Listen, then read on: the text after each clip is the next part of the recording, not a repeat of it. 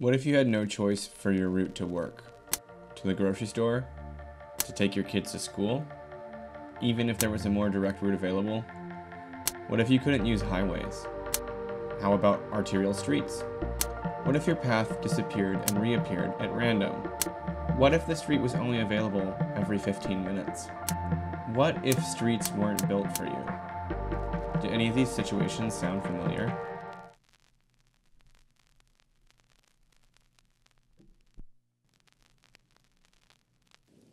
I have a condition called nystagmus, and I was born legally blind. And you're probably wondering, what does that even mean? Well, in the US, the definition for being legally blind is having a visual acuity of 2200 or worse in your better seeing eye. And for me, what that meant was that the world looked a little bit like this. When I was 7, I had corrective surgery, and now I'm what's considered low vision.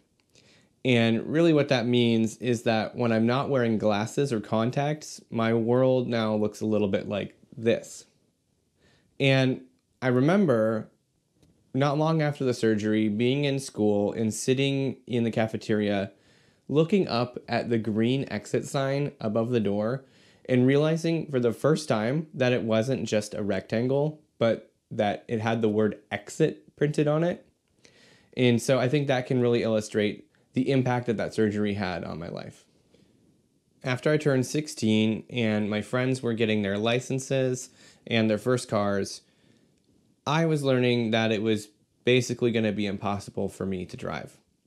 And what that meant, living in the suburbs south of Seattle, was that I had to get well acquainted with exact bus times, because the buses ran every 30 minutes on weekdays, every hour on Sundays.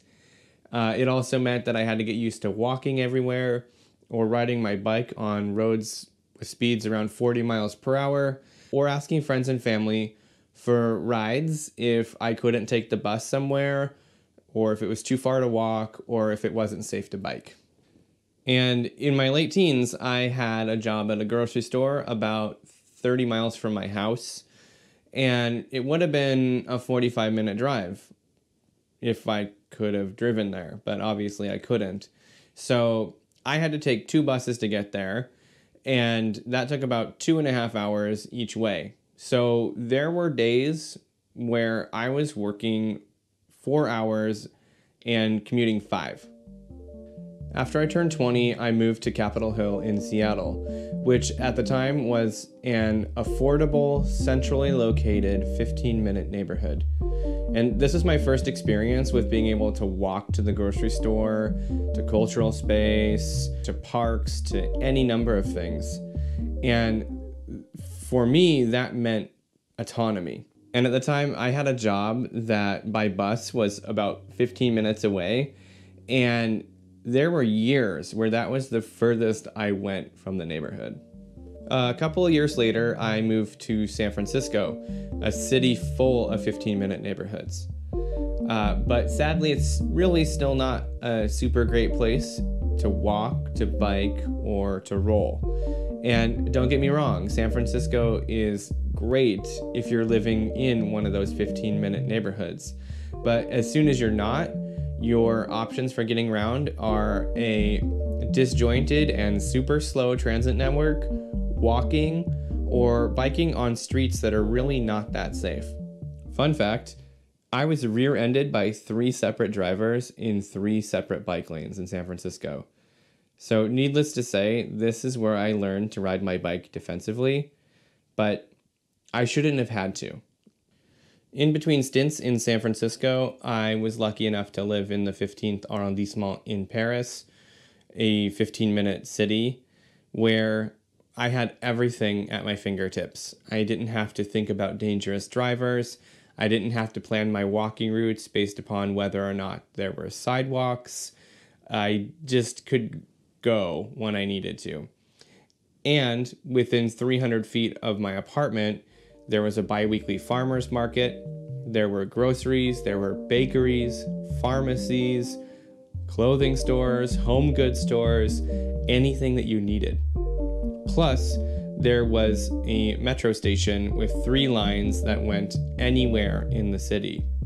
This was freedom of mobility. Since then, I've moved back to Seattle and have been here for 7 years. Now living on a street without sidewalks, in a neighborhood with infrequent or unreliable transit, and no safe bike infrastructure at all. This, by the way, is all by design, literally. Since 1957, the city has made its land use decisions and planned its transportation network around the comfort and speed of private automobiles. And in the 1990s, this was all solidified basically in what the city calls its urban village strategy, which essentially creates a spread out archipelago of neighborhoods that have an abundance of services and denser housing surrounded by neighborhoods that don't. And unless you live in one of those central, denser, more resource-rich neighborhoods, doing the simplest task basically requires that you have a car. And when you're low vision, things like getting groceries, going to work, taking your kid to childcare, or just going to the park take a lot of effort.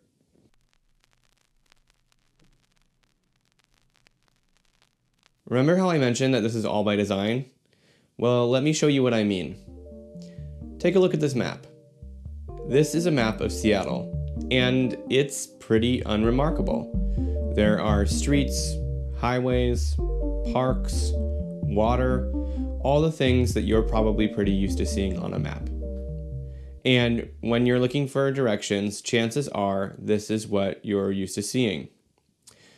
And some apps provide transit overlays or biking directions or walking directions. But the goal of this kind of map is still very straightforward. What street or what highway will take a user from point A to point B the fastest? Now take a look at this. This is a layer with all of the on-street parking in Seattle. It's pretty abundant. Chances are, if you've got a transit app, it probably does not look quite as abundant as this. But if we were to have a walking overlay, for example, it would have to, right? Well, let's take a look. The answer is no. On this layer, the streets in blue are those with sidewalks. And as you can see, there are fewer sidewalks than on-street parking spots in Seattle. And the further that you go from downtown, the more likely you are to live in a neighborhood that has no sidewalks. And these neighborhoods also happen to be the areas of the city least served by transit, with the fewest resources like childcare, healthcare, or groceries nearby. And they're also the most economically and racially diverse parts of the city. Finally, let's add one last layer. This small addition represents all of the on-street separated bike lanes in Seattle, mostly downtown and near the University of Washington. Notice how the neighborhoods that don't have sidewalks also don't have this investment? And I think it's now become pretty clear that unless you live downtown or near the university, driving is your best option. And if you can't drive, or you can't afford the $13,000 per year that the average household pays for their cars in Seattle, then you really have to get creative.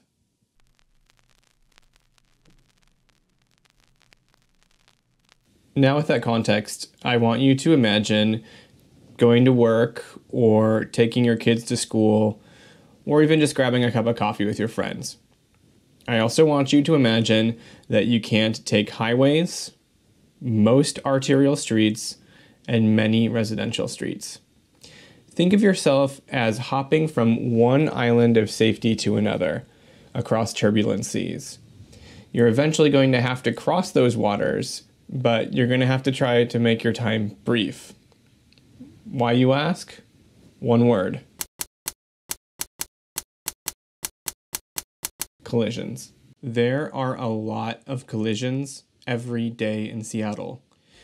drivers hitting other cars, drivers hitting bus stops, or parklets, or buildings, or people. According to the Seattle Department of Transportation, 61% of the people who were killed by people driving cars over the past 5 years were people who were walking, biking, or using a mobility device.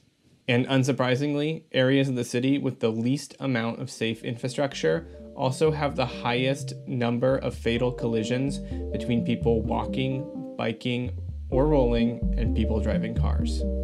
80% of people killed by drivers while biking lost their lives on streets that didn't have safe bike infrastructure. 93% of people walking or rolling killed by people driving lost their lives on multi-lane arterial streets. And those streets are obviously designed for high speed, and they make up about a third of all roads in Seattle. Of all the fatal collisions that happened in Seattle in the last 3 years, 63% happened in communities that were lacking sidewalks, safe connections to transit, and protected bike infrastructure. And in 2021, 56% of all fatal collisions in Seattle happened in the South End District 2, an area that, according to the city's own analysis, significantly lacks municipal attention and investment. And we can't forget that every single person who lost their lives in the last 3 years or 5 years or however many years on city streets, they all had families, they had loves, they had hopes and dreams and communities. All of them were victims of a world built where we prioritize speed of private automobiles over safety of everybody. And all of the lives that we lost, all of those were preventable situations.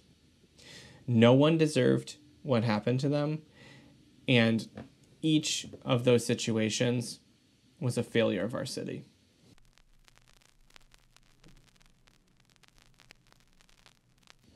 So for a person who can't drive, whether it's medically, economically, or age-related, so much of Seattle consists of that archipelago of those little islands that I mentioned earlier.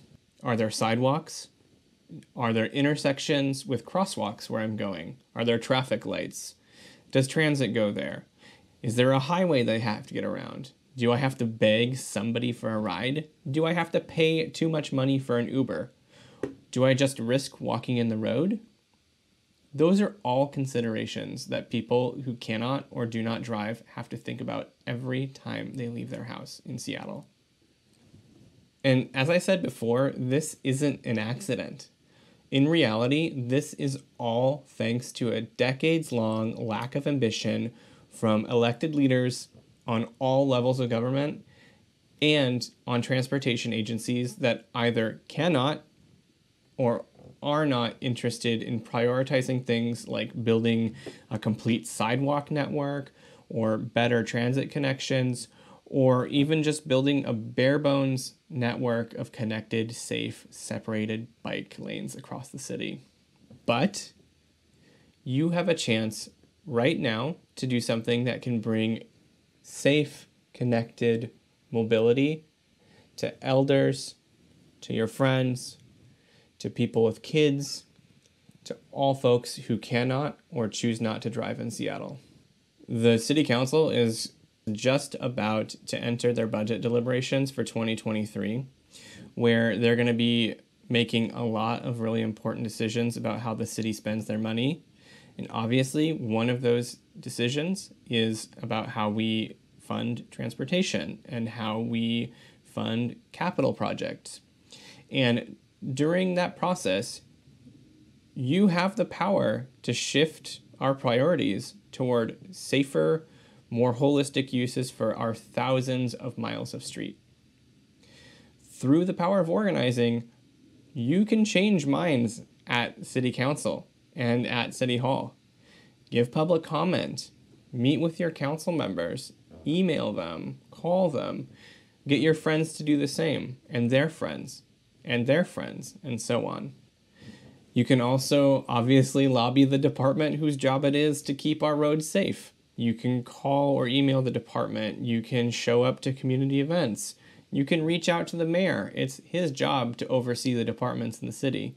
And you can ask for changes that accommodate all modes of getting around the city. Organizing really does work. And it's as simple as talking to your friends or your family or your neighbors or all of the above and getting them involved in something that matters. Thanks for watching this video. If you like it, please feel free to share it with your friends or your family or your neighbors. And leave a comment below, subscribe. Let me know if you would like to see another video like this. It's been a lot of fun to make, and I would be happy to do something else on another subject.